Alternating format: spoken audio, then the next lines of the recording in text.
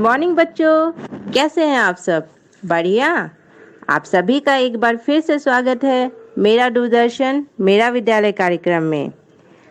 प्रतिदिन की तरह इस कार्यक्रम में सुबह 9 से 10 बजे तक कक्षा 6, 7 और 8 की पढ़ाई होगी और पढ़ाई के साथ साथ आप कुछ रोचक और ज्ञानवर्धक कहानियों के वीडियो और कार्टून भी देखेंगे। बच्चों, हमें आशा है कि आप घर पर ही विद्यालय के पढ़ाई का अनुभव ले रहे हैं और आप इस कार्यक्रम को बहुत एंजॉय भी कर रहे हैं। तो रोज की तरह तैयार है ना आप अपनी कॉपी और कलम के साथ आज के पाठों के लिए? बच्चों, याद रखें, दूरदर्शन पर पढ़ाए जा रहे पाठों के महत्वपूर्ण बिंदुओं को आपको कॉपी में नोट करना है और विषय से संबंधित कोई भी प्रश्न और जिज्ञासा है तो उसे भी नोट करना है। तो तैयार हो जाए आज के पाठों के अध्ययन के लिए। बच्चों, आज दूरदर्शन की कक्षा में गणित विषय का रिवीजन कराया जाएगा। पहले हमने 5 अंकों की संख्या पढ़ी थी। आज कक्षा 6 में 6 अंकों वाली संख्या के बारे में जानेंगे। कक्षा 7 में भिन्न और कक्षा 8 के छात्रों के लिए परिमेय संख्याओं की पढ़ाई होगी। तो चलिए शुरू करते हैं आज की पढ़ाई। इस वीडियो से हम सीखेंगे 6 अंकों तक की संख्याएं और उनका स्थानीय मान और प्रसारित रूप।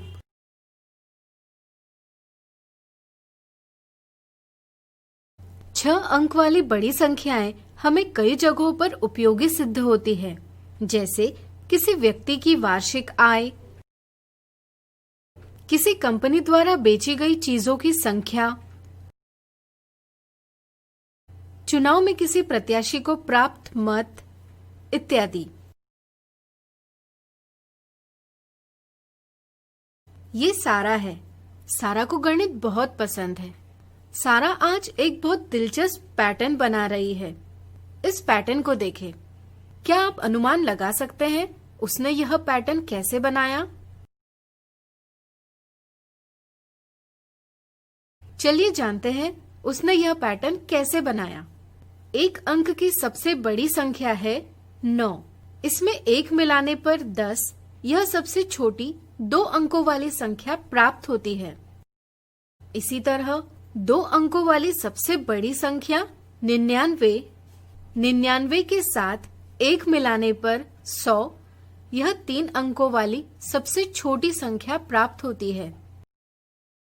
इसी तरह पैटर्न को आगे बढ़ाएंगे तो हमें प्राप्त होगी सबसे छोटी 4 अंकों वाली संख्या 1000, सबसे छोटी 5 अंकों वाली संख्या 10,000 और इसी तरह सबसे छोटी 6 अंकों वाली संख्या 1,00,000। हमने पहले ही 5 अंकीय संख्याओं के बारे में जान लिया है और हम यह भी समझ चुके हैं कि अंकों का स्थान उसकी मूल्य को निर्धारित करता है। अगर हम 5 अंक की संख्या में एक और अंक बढ़ाएं तो हमें 6 अंकों वाली संख्या प्राप्त होती है। एक अंक बढ़ने के साथ ही अब हमें एक और सूचक बढ़ाने की जरूरत है। यहाँ 6वें स्थान के लिए हम लाख यानी लाख इस सूचक का प्रयोग करते हैं। इसके उपयोग से अब संख्या में 7 का स्थानीय मान लिखा जा सकता है 7 लाख। इसी तरह इस संख्या का प्रसारित रूप इस तरह से लिखा जा सकता है। इस तरह से हमने इसके प्रत्येक अंक का मूल्य दिखाने के लिए संख्या का प्रसारण किया है। इस रूप से यह पता किया जा सकता है कि इस संख्या में 7 1,00,000 के समूह है, 5 10,000 के समूह है, 6 1000 के समूह है, 4 100 के समूह है और 2 10 के समूह है और 3 इकाइयां हैं। कई सारे चिन्हों और संख्याओं को देख यहाँ संक्रियाएं यानी ऑपरेशन करने में कठिनाई हो सकती है, लेकिन कोष्ठकों के प्रयोग से चिन्हों और संक्रियाओं में आने वाली उलझनों को दूर किया जा सकता है। बड़ी संख्याओं को सूचकों के बिना आसानी से पढ़ने लिखने के लिए अल्प विराम यानी कॉमा का प्रयोग किया जाता है। साधारणतः हम भारतीय संख्यांकन पद्धति यानी इंडियन सिस्टम ऑफ न्यूमरेशन और अंतर्राष्ट्रीय संख्यांकन पद्धति यानी इंटरनेशनल सिस्टम ऑफ न्यूमरेशन का उपयोग करते हैं। अगले वीडियो में हम कुछ उदाहरणों से इसे और अच्छे से जानेंगे। इस तरह से हमने सीखा 6 अंकों तक की संख्याएं और उनका स्थानीय मान और प्रसारित रूप। अगले वीडियो में हम इनके उदाहरणों को समझेंगे। पिछले वीडियो में हमने 6 अंकों तक की संख्याओं के बारे में जाना। इस वीडियो से हम सीखेंगे 6 अंकों तक की संख्याओं की तुलना करने के, क्रम में व्यवस्थित करने के और संख्या बनाने के उदाहरण। दी हुई संख्या के लिए भारतीय संख्यांकन पद्धति और अंतर्राष्ट्रीय संख्यांकन पद्धति के अनुसार अल्प विराम देकर इसका संख्या नाम लिखें और प्रसारित रूप प्राप्त करें। भारतीय संख्यांकन पद्धति में अल्प विराम दाएं से 3 अंक बाद हजारों को प्रदर्शित करने के लिए, फिर इस अल्प विराम के 2 अंक बाद लाखों को प्रदर्शित करने के लिए किया जाता है। इस तरह से इस संख्या का संख्या नाम होगा 3,54,572। अंतर्राष्ट्रीय संख्यांकन पद्धति में अल्प विराम दाएं से 3 अंक बाद हजारों को प्रदर्शित करने के लिए, फिर इस अल्प विराम के 3 अंक बाद मिलियनों को प्रदर्शित करने के लिए किया जाता है। यहाँ मिलियन के लिए कोई अंक न होने के कारण हम मिलियनों को प्रदर्शित करने वाले अल्प विराम का प्रयोग नहीं करेंगे। इस तरह से इस संख्या का संख्या नाम होगा 354,572 और इसका प्रसारित रूप होगा इस प्रकार। अगला उदाहरण, निम्नलिखित अंकों का सिर्फ एक बार प्रयोग कर 6 अंकों वाली सबसे बड़ी और सबसे छोटी संख्या प्राप्त करें। दिए अंकों से सबसे बड़ी संख्या प्राप्त करने के लिए अंकों को अवरोही क्रम में व्यवस्थित करें। इससे 9,76,531 यह संख्या प्राप्त होगी।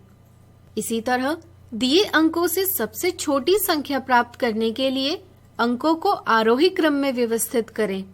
इससे 1,35,679 यह संख्या प्राप्त होगी।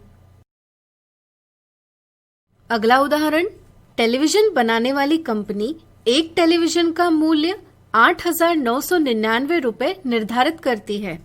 अगर कोई व्यापारी 50 टेलीविजन खरीदता है तो उसे कितना मूल्य चुकाना होगा? यहाँ एक टेलीविजन का मूल्य है 8,999 रुपए। इस तरह से 50 टेलीविजन का मूल्य होगा टेलीविजन की संख्या गुना एक टेलीविजन का मूल्य, यानी कि 4,49,950 रुपए। यह दिए सवाल का जवाब है। इन उदाहरणों से आपकी 6 अंकों तक की संख्याओं की समझ बन गई होगी। इस तरह से हमने सीखा 6 अंकों तक की संख्याओं की तुलना करने के, क्रम में व्यवस्थित करने के और संख्या बनाने के उदाहरण। अब तक हमने 6 अंकों तक की संख्याओं के बारे में जाना। इस वीडियो से हम सीखेंगे 6 अंकों तक की संख्याओं से संबंधित मिथ्या धारणाएं। मिथ्या धारणा 1, 2,56,550 इस संख्या की पूर्ववर्ती यानी प्रीडिसेसर और परवर्ती यानी सक्सेसर संख्या कौन सी है? कई बार शून्य का पूर्ववर्ती अंक 9 समझा जाता है और इस कारण ऑप्शन 1 जवाब दिया जाता है। इसी प्रकार नामों में उलझन के कारण अक्सर इसे विपरीत समझा जाता है और जवाब ऑप्शन दूसरा दिया जाता है। ये दोनों गलत जवाब है। किसी संख्या से 1 घटाने पर उसकी पूर्ववर्ती संख्या प्राप्त होती है और अगर उसमें 1 जोड़ा जाए तो परवर्ती संख्या प्राप्त होती है। इस समझ से ऑप्शन 3 सही जवाब है।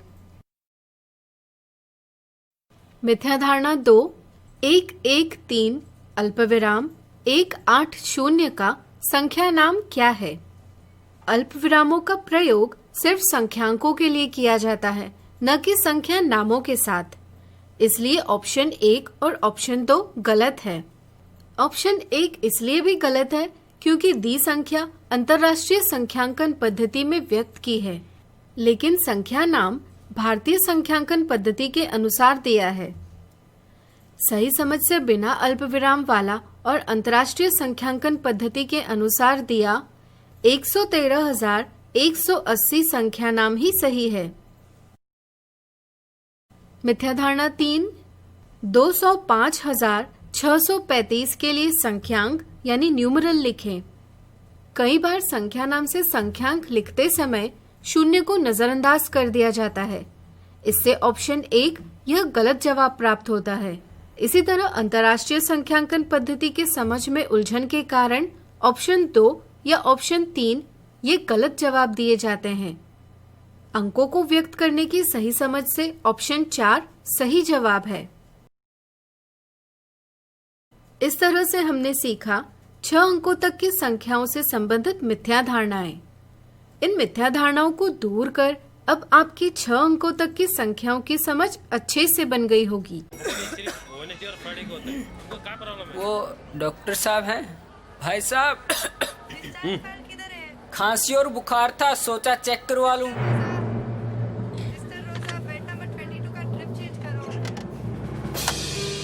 नोवेल कोरोना वायरस बीमारी को फैलने से रोका जा सकता है। बुखार के साथ खांसी और छींक होने पर तुरंत नजदीकी हेल्थ क्लिनिक या केंद्र जाएं। अपनी सुरक्षा के लिए हमारी मदद करें। अगर आपको खांसी, बुखार या सांस लेने में तकलीफ हो तो तुरंत नजदीकी स्वास्थ्य केंद्र जाएं या हेल्पलाइन नंबर 911123978046 पर संपर्क करें।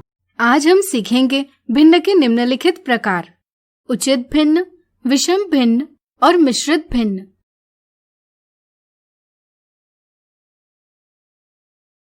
आइए इस वीडियो की शुरुआत करते हैं हम एक मजेदार सवाल से। अगर आपको एक चॉकलेट दी जाए और इन्हें 3 लोगों में बराबर रूप से बांटने के लिए कहा जाए तो हर व्यक्ति को कितनी चॉकलेट मिलेगी? सोचिए सोचिए। चलिए हम बताते हैं। इसके लिए हमें चॉकलेट के 3 बराबर भाग बनाने होंगे जिससे कि प्रत्येक व्यक्ति को 1 भाग मिल सके। इस प्रकार प्रत्येक व्यक्ति को 3 में से 1 भाग यानी कि 1/3 चॉकलेट मिलेगी। इस प्रकार की संख्या जो पूर्ण का कुछ भाग व्यक्त करती है एक भिन्न यानी फ्रैक्शन कहलाती है। भिन्न अंश बटा हर के रूप में व्यक्त की जाती है। पूर्ण के सभी बराबर भागों की संख्या हर यानी डिनोमिनेटर और लिए गए भागों की संख्या अंश यानी न्यूमरेटर कहलाती है। जैसा कि आप देख सकते हैं इस भिन्न में अंश 1 हर 3 से छोटा है। ऐसी भिन्न जिसका अंश हर से छोटा होता है कहलाती है उचित भिन्न यानी प्रॉपर फ्रैक्शन। 1/3 के ही जैसे कुछ और उचित भिन्न है जैसे 3/5, 6/7 इत्यादि। चलिए इन्हें संख्या रेखा पर व्यक्त करें। क्या आप बता सकते हैं हम भिन्नों को संख्या रेखा पर कैसे व्यक्त कर सकते हैं? सोचिए सोचिए। आपने सही सोचा। 1/3 को संख्या रेखा पर व्यक्त करने के लिए इकाई दूरी के 3 बराबर भाग बनाएंगे। इनमें से पहला भाग होगा 1/3। इसी तरह 3/5 के लिए इकाई दूरी के 5 भाग करेंगे और इनमें से 3 भाग लेकर भिन्न 3/5 व्यक्त करेंगे। इसी तरह हम 6/7 भी संख्या रेखा पर व्यक्त कर सकते हैं। इन सभी के संख्या रेखा पर निरूपण यानी रिप्रेजेंटेशन को देखते हुए आप जरूर समझ गए होंगे कि ये सभी भिन्न 1 के बाईं ओर होने के कारण 1 से छोटे हैं और 0 के दाईं ओर होने के कारण 0 से बड़े हैं। हम कह सकते हैं कि जब भी नीचे की संख्या यानी हर ऊपर की संख्या यानी अंश से बड़ी हो तो भिन्न का मान 0 से बड़ा लेकिन 1 से कम होता है। ऐसे भिन्न जिसका मान 0 से 1 तक होता है एक उचित भिन्न होती है। अब मान लीजिए आपको 5 चॉकलेट दी और इन्हें 3 लोगों में बराबर रूप से बांटने के लिए कहा तो हर एक व्यक्ति को कितनी चॉकलेट मिलेगी? इसके लिए हमें प्रत्येक चॉकलेट के 3 बराबर भाग बनाने होंगे और प्रत्येक व्यक्ति को चॉकलेट का 1/3 भाग देना होगा। इस तरह से प्रत्येक व्यक्ति के पास 1/3 चॉकलेट के 5 भाग आएंगे। इसलिए हम कह सकते हैं कि हर एक व्यक्ति को 5/3 चॉकलेट मिलेगी। इस भिन्न में 5 अंश और 3 हर है। क्या यह एक उचित भिन्न है? विचार करें। आपने सही पहचाना। यहाँ अंश हर से बड़ा है इसलिए यह एक उचित भिन्न नहीं हो सकती। ऐसे भिन्न जिनका अंश यानी न्यूमरेटर हर यानी डिनोमिनेटर से बड़ा होता है कहलाती है एक विषम भिन्न यानी इम्प्रॉपर फ्रैक्शन। यदि आप एक भिन्न को एक बक्सा और उसमें मौजूद वस्तुओं के रूप में समझते हैं तो हर आपको बताता है कि एक बक्से में कितनी वस्तुएं रखी जा सकती है, जबकि अंश आपको बताता है कि वास्तव में बक्से में कितनी वस्तुएं हैं। विषम भिन्न का मतलब है कि बक्से की क्षमता से अधिक वस्तुएं हैं, यानी कि इन वस्तुओं को रखने के लिए एक से अधिक बक्से आवश्यक है। कुछ और विषम भिन्न है 7/2, 11/3, 16/7 इत्यादि। आइए इन्हें भी संख्या रेखा पर निरूपित करें। 7/2 को संख्या रेखा पर निरूपित करने के लिए पहले हम इकाई दूरी को 2 बराबर भागों में बांटेंगे और 7 भाग लेंगे। इसी तरह 11/3 को संख्या रेखा पर निरूपित करने के लिए इकाई दूरी के 3 बराबर भाग बनाएंगे और इनमें से 11 भाग लेंगे। इसी तरह 16/7 के लिए संख्या रेखा पर इकाई दूरी के 7 बराबर भाग करेंगे और इनमें से 16 भाग लेंगे। जैसा कि आप देख सकते हैं, इनमें से हर एक भिन्न 1 के दाईं ओर है, इसलिए 1 से बड़ी है। इस तरह से हम कह सकते हैं कि जब भी बटा के ऊपर की संख्या यानी अंश बटा के नीचे की संख्या यानी हर से बड़ी होगी तो ऐसी भिन्न का मान 1 से बड़ा होता है। ऐसी सभी भिन्न विषम भिन्न कहलाती है। 5 चॉकलेट को 3 लोगों में बराबर रूप से बांटने का एक और तरीका भी है। पहले हम प्रत्येक व्यक्ति को 1 चॉकलेट देंगे और बची 2 चॉकलेटों में से हर एक के 3 भाग बनाकर इनमें से प्रत्येक व्यक्ति को 2 भाग देंगे।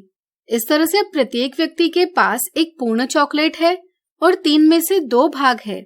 इसे हम 1 सहित 2/3 इस प्रकार व्यक्त करते हैं। जैसा कि आप देख सकते हैं, इस भिन्न में एक पूर्ण संख्या यानी होल नंबर है और एक उचित भिन्न है। ऐसे भिन्न जिसमें एक पूर्ण संख्या और एक उचित भिन्न होती है कहलाती है एक मिश्रित भिन्न यानी मिक्स्ड फ्रैक्शन। 1 सही 2/3 के अलावा मिश्रित भिन्न के और उदाहरण है 1 सही 1/2, 2 सही 1/4, 3 सही 3/5 इत्यादि। तो आज हमने सीखे भिन्न के निम्नलिखित प्रकार। अगले वीडियो में इनसे जुड़े कुछ उदाहरणों को देखेंगे। आज हम देखेंगे भिन्न के निम्नलिखित प्रकारों से संबंधित उदाहरण।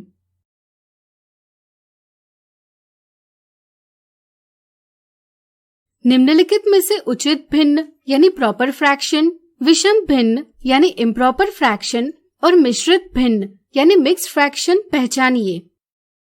जब भी बटा के नीचे की संख्या यानी हर बटा के ऊपर की संख्या यानी अंश से बड़ी होती है तो यह एक उचित भिन्न होती है। इस भिन्न का मान 0 से बड़ा लेकिन 1 से कम होता है। दी संख्याओं में 23/25 और 13/19 उचित भिन्न है। इसी तरह क्या आप बता सकते हैं जब बटा के ऊपर की संख्या यानी अंश बटा के नीचे की संख्या यानी हर से बड़ी होती है तो कौन सी भिन्न होती है? सोचिए। बिल्कुल सही, यह एक विषम भिन्न होती है। इस भिन्न का मान 1 से बड़ा होता है। दी संख्याओं में 13/7 और 17/14 विषम भिन्न है। इसी प्रकार ऐसे भिन्न जिसमें एक पूर्ण संख्या और एक उचित भिन्न होती है कहलाती है एक मिश्रित भिन्न। इस तरह से दी संख्याओं में 1 सही 3/8 और 5 सही 12/17 मिश्रित भिन्न है। अब हम भिन्नों में परिवर्तन से संबंधित उदाहरण देखेंगे, लेकिन इससे पहले आइए समझे भिन्नों में परिवर्तन कैसे करते हैं। मान लीजिए हमने 5 चॉकलेट ली, हमें इन्हें 3 बराबर भागों में बांटना है। इसके लिए हम हर एक चॉकलेट को 3 बराबर हिस्सों में विभाजित करेंगे। अब हर एक चॉकलेट का एक हिस्सा एक भाग में रखकर सभी चॉकलेट के 3 बराबर भाग बना लेंगे। तो बताइए हर एक भाग में कितनी चॉकलेट आएगी? सोचिए। चलिए हम बताते हैं। चूंकि हमने प्रत्येक चॉकलेट के 3 बराबर हिस्से किए, इसलिए हम हर यानी डिनोमिनेटर लिखेंगे 3 और हमने 5 हिस्से लिए, इसलिए अंश यानी न्यूमरेटर होगा 5। इस तरह से हर एक भाग में 5/3 चॉकलेट आएगी। यह एक विषम भिन्न है। आइए इसका मिश्रित भिन्न में परिवर्तन करें। अगर हम इन 5 भागों में से 3 भाग लेकर इन्हें जोड़ते हैं तो हमें एक पूर्ण चॉकलेट मिलेगी। तो बताइए बची चॉकलेट के लिए भिन्न क्या होगी? चूंकि यहाँ 3 में से 2 भाग बचे हैं, इसलिए भिन्न होगी 2/3।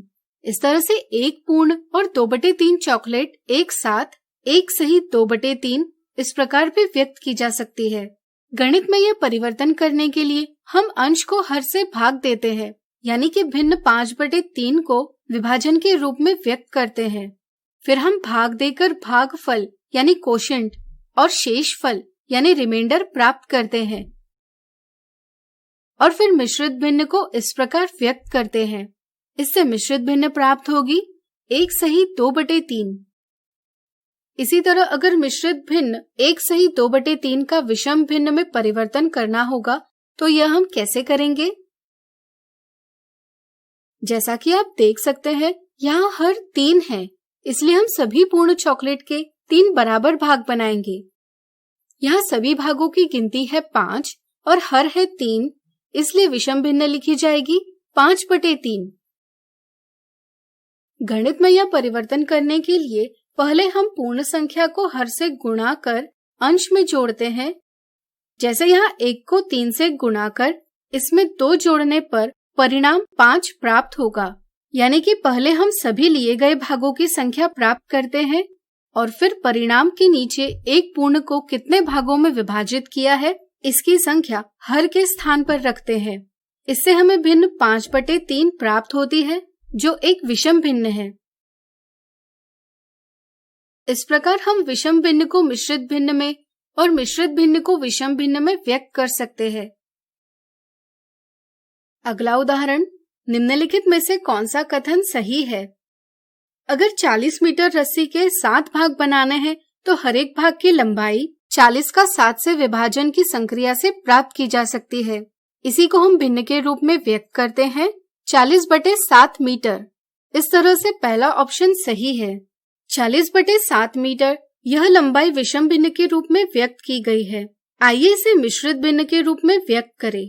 मिश्रित भिन्न में व्यक्त करने के लिए हम अंश 40 को हर 7 से भाग देते हैं, यानी कि 40/7 के रूप में व्यक्त करते हैं।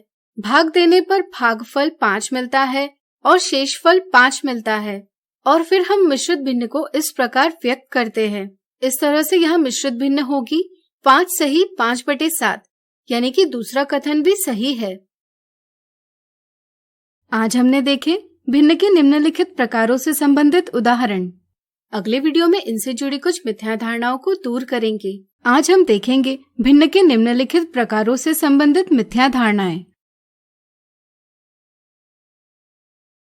मिथ्या धारणा 1, मोना और रीना भिन्नों यानी फ्रैक्शंस पर अपना होमवर्क कर रही है। उनको 7/4 को मिश्रित भिन्न यानी मिक्स फ्रैक्शन में परिवर्तन करना था। 7/4 के मिश्रित भिन्न मोना ने 3 सही 1/4 और रीना ने 1 सही 3/4 लिखी। क्या आप बता सकते हैं किसने सही मिश्रित भिन्न लिखी?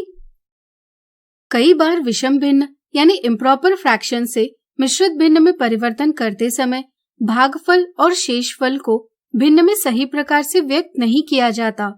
जैसे 7/4 के लिए 7 को 4 से विभाजित किया जाता है, जिससे 1 भागफल और 3 शेषफल प्राप्त किया जाता है। लेकिन मिश्रित भिन्न लिखते समय पूर्ण के स्थान पर शेषफल को लिखा जाता है और अंश के स्थान पर भागफल को लिखा जाता है। इससे गलत जवाब 3 सही 1/4 प्राप्त होता है, यानी कि मोना का जवाब गलत है। सही समझ यह है कि भागफल को पूर्ण के स्थान पर लिखा जाता है और शेषफल को अंश के स्थान पर। इस समझ से सही मिश्रित भिन्न हुई 1 सही 3/4, यानी कि ऑप्शन दूसरा सही जवाब है। मिथ्या धारणा 2, किसी छड़ी के 7 बराबर भाग करने पर हर एक भाग की लंबाई 2 सही 3/7 इंच मिलती है। इस लंबाई का विषम भिन्न में परिवर्तन क्या होगा? मिश्रित भिन्न को विषम भिन्न में परिवर्तित करते समय कई बार पूर्ण को अंश के साथ गुणा कर प्राप्त होने वाला परिणाम अंश के स्थान पर लिखा जाता है। इससे 6/7 इंच यह गलत जवाब प्राप्त होता है। सही समझ यह है कि किसी भी मिश्रित भिन्न को विषम भिन्न में व्यक्त करना होगा तो पहले हम पूर्ण संख्या को हर से गुणा कर अंश में जोड़ते हैं। जैसे यहाँ 2 को 7 से गुणा कर इसमें 3 जोड़ेंगे, इससे परिणाम 17 प्राप्त होगा और फिर परिणाम के नीचे हर 7 रखे तो विषम भिन्न 17/7 इंच प्राप्त होती है, यानी कि सही जवाब है ऑप्शन दूसरा। कई बार विषम भिन्न प्राप्त करने के लिए पूर्ण संख्या और अंश स्थान पर लिखी संख्या को एक साथ रख दिया जाता है। इस समझ से भी गलत जवाब ऑप्शन तीसरा यानी 23/7 इंच प्राप्त होता है। मिथ्या धारणा 3। समीर ने कागज से बने 3 वृत्त लिए और हर एक के 8 भाग किए। अगर समीर इनमें से 11 भाग लेता है तो उसके द्वारा लिए गए भागों के लिए भिन्न क्या होगी? चूंकि समीर कागज से बने हर एक वृत्त के 8 भाग बनाता है, इसलिए कई बार यह समझ बन जाती है कि कुल भागों की संख्या 24 है। चूंकि कुल भागों की संख्या हर के स्थान पर लिखी जाती है, इसलिए भिन्न का हर 24 होगा, यह समझ बन जाती है। इसी प्रकार लिए गए भाग है 11 जो अंश के स्थान पर व्यक्त किए जाते हैं। इस तरह से दिए कथन के लिए भिन्न 11/24 व्यक्त की जाती है। यह गलत समझ है। यहाँ गलती हुई है हर के सही अर्थ को समझने की। पूर्ण के जितने बराबर भाग किए जाते हैं वह संख्या हर होती है। जैसे यहाँ एक वृत्त के 8 बराबर भाग बनाए हैं, इसलिए 8 यह संख्या हर होगी।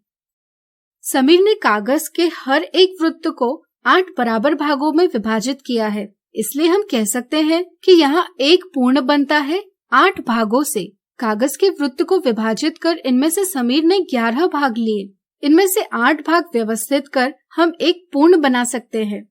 अब बचे 3 भाग। क्या आप बता सकते हैं ये पूर्ण का कौन सा भाग है? ये पूर्ण का 3/8 भाग है। इस तरह से एक पूर्ण और पूर्ण का 3/8 भाग लिखकर भिन्न एक सही 3/8 व्यक्त करते हैं, यानी कि ऑप्शन दूसरा एक सही जवाब है। यह एक मिश्रित भिन्न है। आइए इसे विषम भिन्न में व्यक्त करें।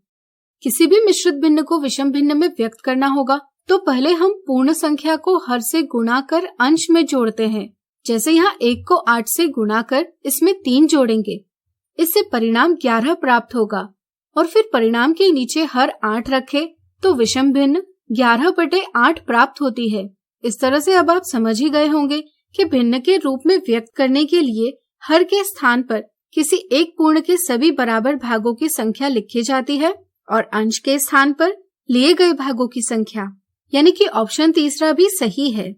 चूंकि ऑप्शन दूसरा और ऑप्शन तीसरा दोनों सही है, इसलिए हम जवाब देंगे ऑप्शन 4। इस प्रकार आज हमने देखी भिन्न की निम्नलिखित प्रकारों से संबंधित मिथ्या धारणाएं।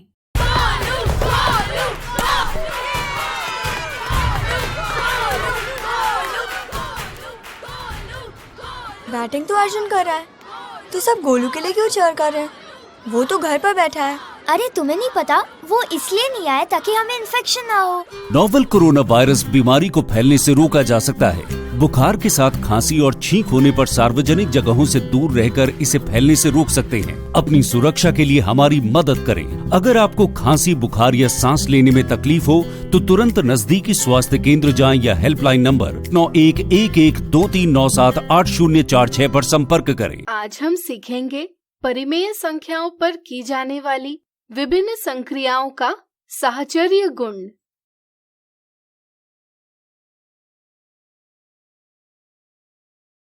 साहचर्य गुण यानी एसोसिएटिव प्रॉपर्टी संक्रियाओं में कोष्ठकों के प्रयोग से संबंधित है। साहचर्य का अर्थ है साथ रहना। यहाँ हम इसका अर्थ लेंगे संख्याओं को साथ रखना, यानी उनके समूह बनाना। यह हम कोष्ठकों के प्रयोग से करते हैं। संख्याओं पर उचित प्रकार से संक्रियाएं करने के लिए हमें कोष्ठकों के प्रयोग के बारे में जानना, यानी कि साहचर्य गुण को समझना आवश्यक है। पिछली कक्षा में हमने सीखा कि पूर्णांकों यानी इंटीजर्स पर योग की संक्रिया करने के लिए किसी भी प्रकार समूह बनाए जा सकते हैं, यानी कि कोष्ठकों के प्रयोग से किन्हीं भी दो संख्याओं को साथ रखा जा सकता है। हमें प्रत्येक स्थिति में परिणाम बराबर प्राप्त होगा। इसलिए हम कहते हैं कि पूर्णांकों के लिए योग साहचर्य है। योग की तरह पूर्णांकों के लिए गुणन भी साहचर्य है, लेकिन पूर्णांकों के लिए व्यवकलन और विभाजन साहचर्य नहीं है। आज हम परिमेय संख्याओं यानी रैशनल नंबर्स पर की जाने वाली विभिन्न संक्रियाओं के साहचर्य गुण की बात करेंगे। चलिए पहले परिमेय संख्याओं के योग यानी एडिशन की बात करें। मान लीजिए 3 बोतलों में पानी की मात्रा क्रमशः 1/6 लीटर, 2/5 लीटर और 2/3 लीटर है। यदि हमें पानी की कुल मात्रा ज्ञात करनी हो तो हमें इनका योग करना होगा, यानी कि हमें 1/6 धन 2/5 धन 2/3 का परिणाम पता करना होगा। इसे सरल करने के लिए हम इस प्रकार समूह बना सकते हैं या इस प्रकार समूह बना सकते हैं। यदि पहले हम 1/6 और 2/5 का समूह बनाकर इनका योग करें तो इनका योग होगा 17/30। इसमें तीसरी संख्या 2/3 को मिलाने पर हमें परिणाम प्राप्त होगा 37/30। यदि हम 2/5 और 2/3 का समूह बनाकर इनका योग करें तो इनका योग होगा 16/15। इसके साथ 1/6 जोड़ने पर हमें परिणाम प्राप्त होगा 37/30।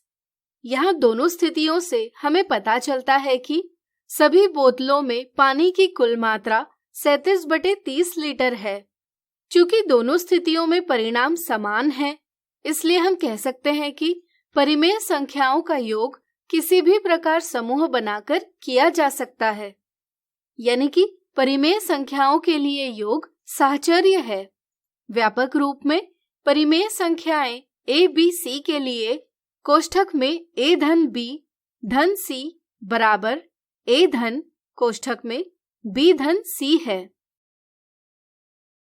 क्या परिमेय संख्याओं के लिए व्यवकलन यानी सब्ट्रैक्शन भी साहचर्य है? चलिए पता करते हैं। मान लीजिए अदिति के पास 4/5 चॉकलेट है। उसमें से वह 2/5 भाग अंकित को और 3/10 भाग सुमन को देती है। तो बताइए उसके पास कितनी चॉकलेट शेष होगी? दी स्थिति को हम इस प्रकार निरूपित कर सकते हैं। चलिए अलग अलग प्रकार से समूह बनाकर इसे हल करें। यदि हम 4/5 और 2/5 का समूह बनाते हैं तो 4/5 ऋण 2/5 का परिणाम हमें 2/5 प्राप्त होगा। यदि इसमें से 3/10 घटाए जाए तो परिणाम 1/10 प्राप्त होगा। वीडियो रोककर अब आप पता कीजिए कि यदि 2/5 और 3/10 का समूह बनाकर इसे हल किया जाए तो परिणाम क्या होगा? चलिए हम बताते हैं। इसे हम इस प्रकार सरल कर सकते हैं। हमें परिणाम प्राप्त होगा 7/10। यहाँ दोनों स्थितियों में परिणाम समान नहीं है, इसलिए किन्हीं भी 3 परिमेय संख्याओं a, b, c का व्यवकलन किसी भी प्रकार समूह बनाकर नहीं किया जा सकता। इनका व्यवकलन दिए क्रम में ही करना आवश्यक है। हम कह सकते हैं कि परिमेय संख्याओं के लिए व्यवकलन साहचर्य नहीं है।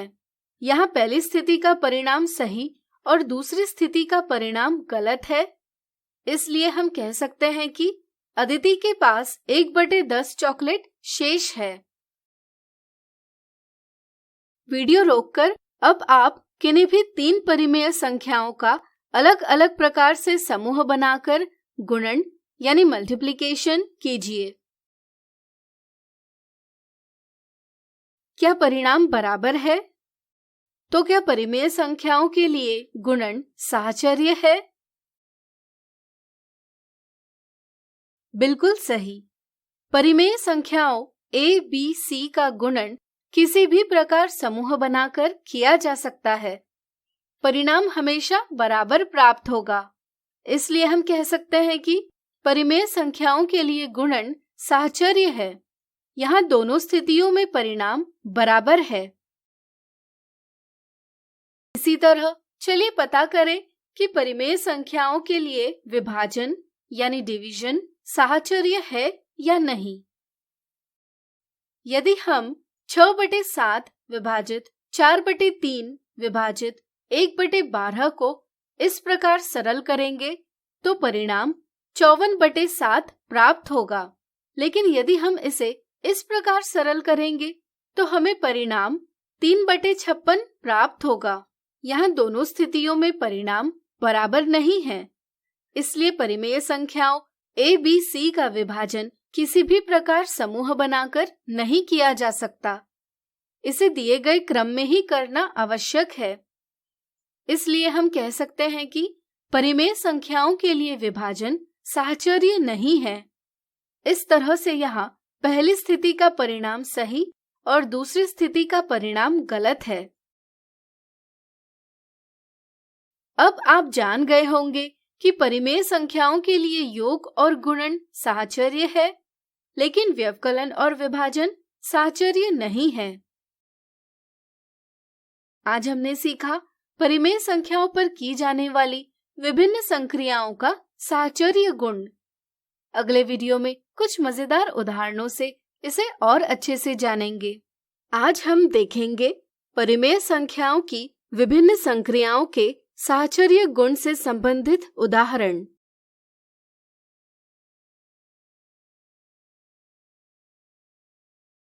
मनीष ने एक रस्सी को 4 टुकड़ों में काटा। काटे गए टुकड़ों की लंबाई इस प्रकार थी। रस्सी की कुल लंबाई ज्ञात कीजिए। रस्सी के 4 टुकड़ों की लंबाई है 7/9 मीटर, 5/12 मीटर, 11/12 मीटर और 5/3 मीटर। इसलिए रस्सी की कुल लंबाई इन चारों टुकड़ों का योग होगी। रस्सी की कुल लंबाई बराबर 7/9 मीटर धन 5/12 मीटर धन 11/12 मीटर धन 5/3 मीटर। यहाँ हम देखते हैं कि 5/12 और 11/12 का हर यानी डिनोमिनेटर समान है, इसलिए इनका योग करना आसान है। चूंकि परिमेय संख्याओं यानी रैशनल नंबर्स के लिए योग साहचर्य यानी एसोसिएटिव है, इसलिए हम 5/12 और 11/12 को कोष्ठक में लेकर इस कोष्ठक को पहले सरल कर सकते हैं। इससे हमें कोष्ठक का परिणाम प्राप्त होगा 16/12, जिसे हम 4/3 लिख सकते हैं। अब हम 4/3 और 5/3 को कोष्ठक में लेंगे। हल करने पर परिणाम आएगा 9/3 यानी कि 3। अब 3 धन 7/9 बराबर 3 और 7/9 है, यानी कि 34/9 है। इसलिए हम कह सकते हैं कि रस्सी की कुल लंबाई 3 और 7/9 मीटर है। अगला उदाहरण, राहुल ने अपने पास स्थित 1 और 4 सप्तमांश चॉकलेट का 2/3 भाग अमित को दिया। अमित ने उसे प्राप्त चॉकलेट का 3/4 भाग नीता को दिया। ज्ञात कीजिए नीता को कितनी चॉकलेट प्राप्त हुई। राहुल के पास 1 और 4 सप्तमांश चॉकलेट है, यानी कि 11/7 चॉकलेट है। अमित को इस चॉकलेट का 2/3 भाग प्राप्त हो रहा है, यानी कि अमित को 2/3 गुणा 11/7 चॉकलेट प्राप्त हो रही है। नीता को इसका 3/4 भाग प्राप्त हो रहा है, इसलिए नीता को प्राप्त चॉकलेट है 3/4 गुणा कोष्ठक में 2/3 गुणा 11/7। चलिए इसे हल करें। परिमेय संख्याओं के लिए गुणन साहचर्य है, इसलिए हम यहाँ इस प्रकार समूह बना सकते हैं। कोष्ठक सरल करने पर हमें परिमेय संख्या 1/2 प्राप्त होगी। अब हम 1/2 और 11/7 का गुणन करेंगे।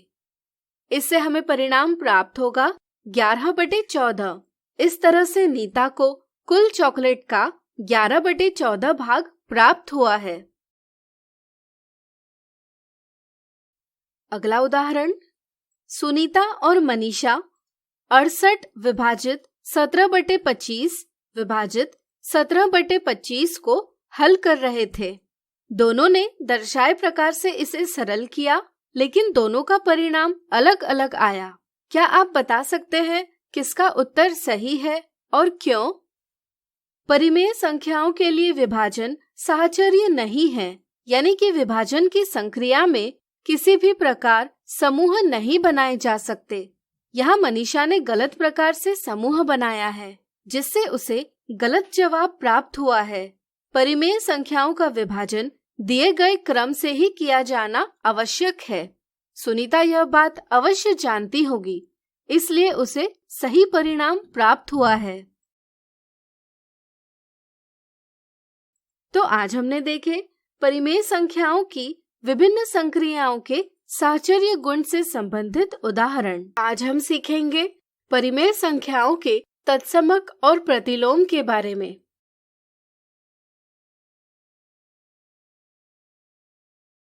तत्समक यानी आइडेंटिटी का अर्थ है पहचान। अक्सर गणित में संख्याओं पर की जाने वाली संक्रियाओं से इनकी पहचान बदलती है। जैसे 5 में 2 जोड़ने से 5 की पहचान बदलकर 7 हो जाती है। इसी तरह परिमेय संख्या यानी रैशनल नंबर 5/3 में 2/3 जोड़ने पर इसकी पहचान बदलकर 7/3 हो जाती है। कुछ विशेष स्थितियों के लिए संख्याओं की पहचान नहीं बदलती।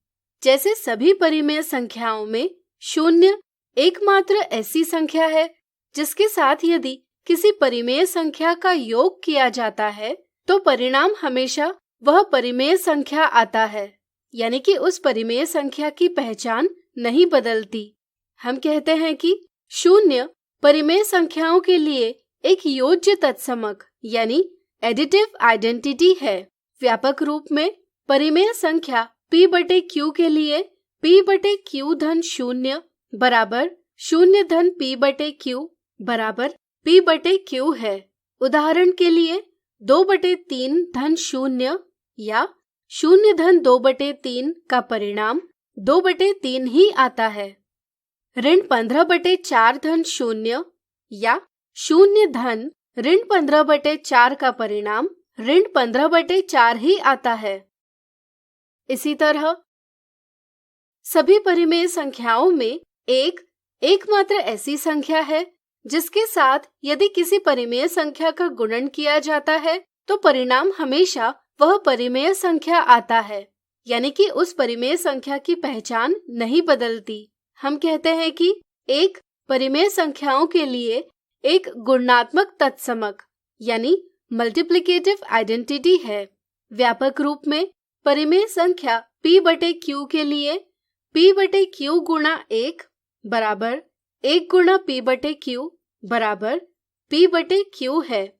उदाहरण के लिए 2/3 गुणा 1 या 1 गुणा 2/3 का परिणाम 2/3 ही आता है। ऋण 15/4 गुणा 1 या 1 गुणा ऋण 15/4 का परिणाम ऋण 15/4 ही आता है। प्रतिलोम यानी इनवर्स का अर्थ विपरीत या उल्टा होता है। चलिए गणित में इसका महत्व समझे। मान लीजिए हमने एक परिमेय संख्या ली 3/7। यदि हम इसमें परिमेय संख्या ऋण 3/7 को जोड़ेंगे तो हमें परिणाम 0 प्राप्त होगा। हम कह सकते हैं कि 3/7 और ऋण 3/7 जोड़े जाने पर एक दूसरे के मान को 0 करते हैं, इसलिए वे एक दूसरे के ऋणात्मक यानी निगेटिव या योज्य प्रतिलोम यानी एडिटिव इनवर्स है। व्यापक रूप में यदि किन्हीं भी 2 परिमेय संख्याओं का योग करने पर परिणाम 0 आता है तो दोनों परिमेय संख्याएं एक दूसरे की योज्य प्रतिलोम कहलाती है। जैसे यहाँ परिमेय संख्या ऋण p/q परिमेय संख्या p/q का योज्य प्रतिलोम है। इसी तरह परिमेय संख्या p/q परिमेय संख्या ऋण p/q का योज्य प्रतिलोम है। परिमेय संख्या का ऋणात्मक या योज्य प्रतिलोम उसे ऋण 1 से गुणा कर यानी उसका चिन्ह बदलकर प्राप्त किया जाता है। अब मान लीजिए हमने एक परिमेय संख्या ली 10/11।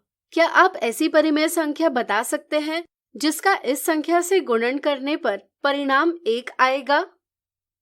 सोचिए सोचिए।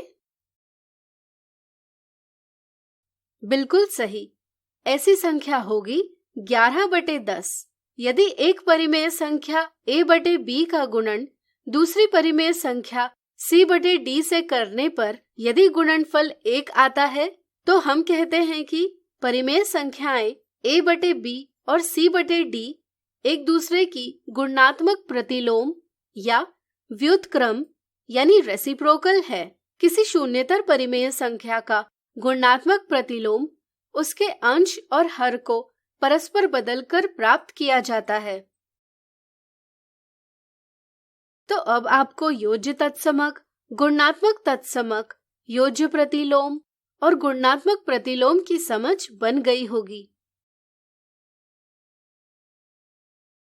आज हमने सीखा परिमेय संख्याओं के तत्समक और प्रतिलोम के बारे में। अगले वीडियो में इनसे जुड़े कुछ दिलचस्प उदाहरण देखेंगे। आज हम देखेंगे परिमेय संख्याओं के तत्समक और प्रतिलोम के उदाहरण।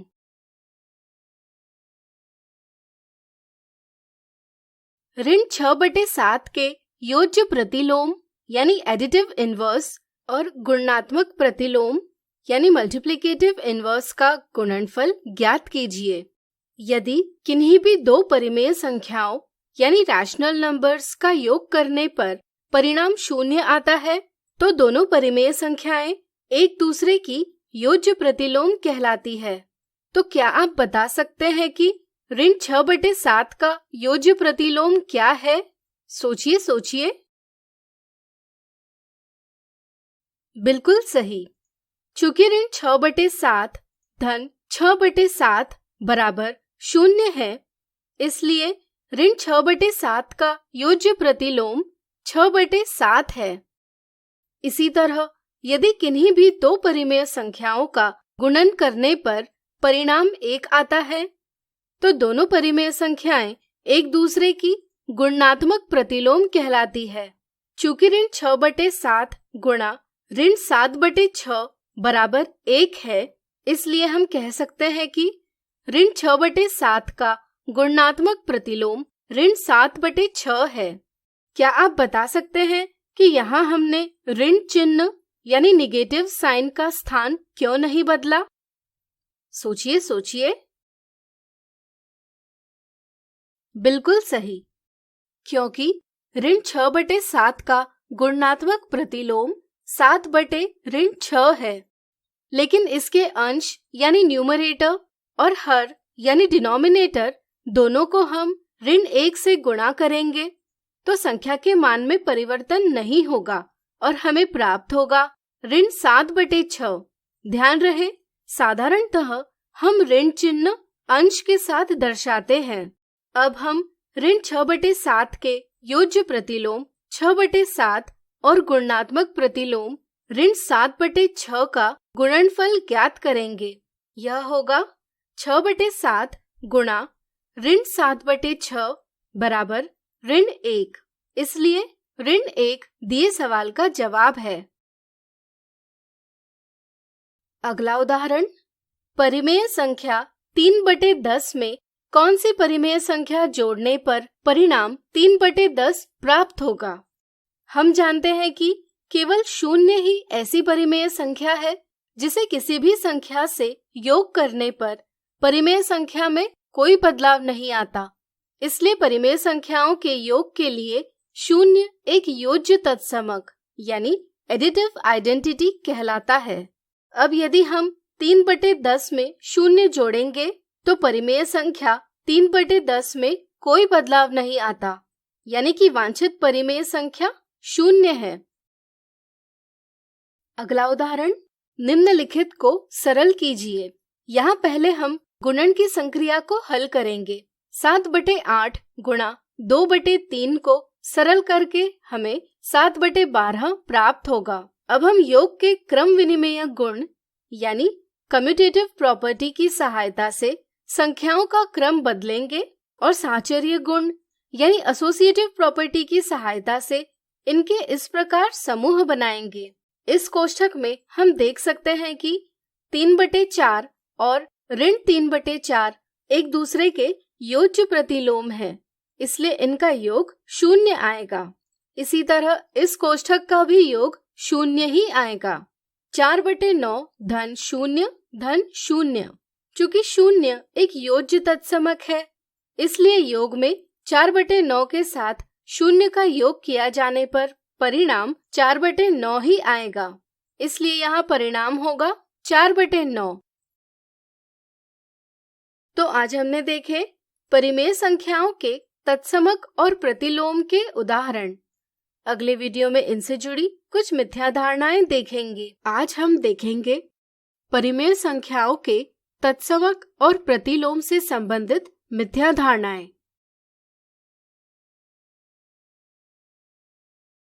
मिथ्या धारणा 1, परिमेय संख्या यानी रैशनल नंबर p/q के लिए निम्नलिखित में से कौन सा कथन सत्य है?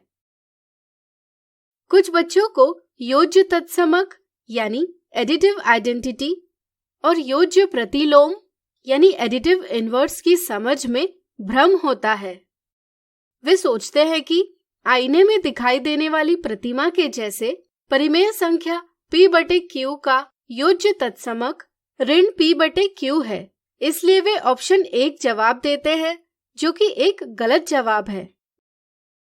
ध्यान रहे, 0 परिमेय संख्याओं के लिए योज्य तत्समक है, क्योंकि किसी भी परिमेय संख्या के साथ 0 जोड़ा जाए तो उस परिमेय संख्या का मान नहीं बदलता, यानी उसकी पहचान नहीं बदलती। इसी तरह किसी परिमेय संख्या a/b के साथ यदि कोई दूसरी परिमेय संख्या c/d जोड़ी जाए जिससे परिणाम 0 प्राप्त हो, तो a/b और c/d एक दूसरे के योज्य प्रतिलोम कहलाते हैं। यहाँ p/q में ऋण p/q जोड़ने पर परिणाम 0 प्राप्त होता है, इसलिए p/q के लिए ऋण p/q एक योज्य प्रतिलोम है, इसलिए ऑप्शन 2 सही जवाब है। मिथ्या धारणा 2, निम्नलिखित में से कौन से उदाहरण से ज्ञात होता है कि परिमेय संख्याओं के लिए एक गुणात्मक तत्समक यानी मल्टीप्लिकेटिव आइडेंटिटी है? कुछ बच्चे गुणात्मक तत्समक की अवधारणा को एक व्याख्या के रूप में याद कर लेते हैं, वे इसका अर्थ नहीं समझ पाते। पहले ऑप्शन को देखकर बच्चे सोचते हैं कि यहाँ गुणन की संक्रिया की गई है और परिणाम 1 प्राप्त हुआ है, इसलिए यह उदाहरण गुणात्मक तत्समक का उदाहरण है। इस कारण वे ऑप्शन 1 यह गलत जवाब देते हैं। ध्यान रहे, यदि किसी परिमेय संख्या का गुणन 1 से किया जाए तो परिणाम वही परिमेय संख्या प्राप्त होती है, यानी कि उस परिमेय संख्या के मान में कोई परिवर्तन नहीं होता। इसलिए हम कहते हैं कि परिमेय संख्याओं के लिए एक गुणात्मक तत्समक है, यानी कि यहाँ ऑप्शन 2 सही जवाब है। तो आज हमने देखी परिमेय संख्या के तत्समक और प्रतिलोम से संबंधित मिथ्या धारणाएं। बच्चों, ये थी हमारी आज की कक्षा। आशा करती हूँ आज के एपिसोड में पढ़ाए गए पाठों पर आपकी अच्छी समझ बनी और साथ ही महत्वपूर्ण बिंदुओं को भी आपने अपनी कॉपी में नोट किया है। हाँ, अगर कुछ नोट करना छूट गया है तो घबराने की जरूरत नहीं है। आज के एपिसोड में पढ़ाए गए पाठों का अध्ययन आप ऑनलाइन भी कर सकते हैं। जी हाँ बच्चों, प्रतिदिन डीडी बिहार पर प्रसारित मेरा दूरदर्शन मेरा विद्यालय कार्यक्रम को बिहार शिक्षा परियोजना परिषद के वेबसाइट पर जाकर आप पुनः देख सकते हैं। इसके लिए आपको बिहार शिक्षा परियोजना परिषद की वेबसाइट www.bepcssa.in पर जाकर डिजिटल लर्निंग सेक्शन में अपनी कक्षा को चुनकर अपनी पढ़ाई जितनी बार चाहे उतनी बार करना है। साथ ही बच्चों, प्रतिदिन प्रसारित सभी कक्षाओं को बिहार शिक्षा परियोजना परिषद के YouTube चैनल BEPC मेरा दूरदर्शन मेरा विद्यालय पर भी आप देख सकते हैं। आज के पढ़ाए गए विषय से संबंधित सवालों को आप टीवी स्क्रीन पर दिखाए जा रहे व्हाट्सएप नंबर 9431043527 पर या ईमेल आईडी bepcddprogram@gmail.com पर मेल के द्वारा पूछ सकते हैं। आपके द्वारा पूछे गए सवालों का जवाब हमारे विषय विशेषज्ञों द्वारा दिया जाएगा। और बच्चों, आपके लिए एक और रोचक जानकारी है। आपके स्वरचित कविता, कहानी, पेंटिंग को या इनके छोटे छोटे 2 से 3 मिनट के वीडियो को बनाकर आप अपने नाम, कक्षा, विद्यालय का नाम, प्रखंड का नाम एवं जिला के नाम के साथ टीवी स्क्रीन पर दिखाए जा रहे व्हाट्सएप नंबर तथा ईमेल आईडी पर भेज सकते हैं। आपके चयनित कहानी, कविता या पेंटिंग को आने वाले एपिसोड में दिखाया जाएगा। तो बच्चों, इसी तरह आप मेरा दूरदर्शन मेरा विद्यालय कार्यक्रम को देखते रहिए और अपनी कक्षाओं में पढ़ते रहिए। बाय बाय बच्चों।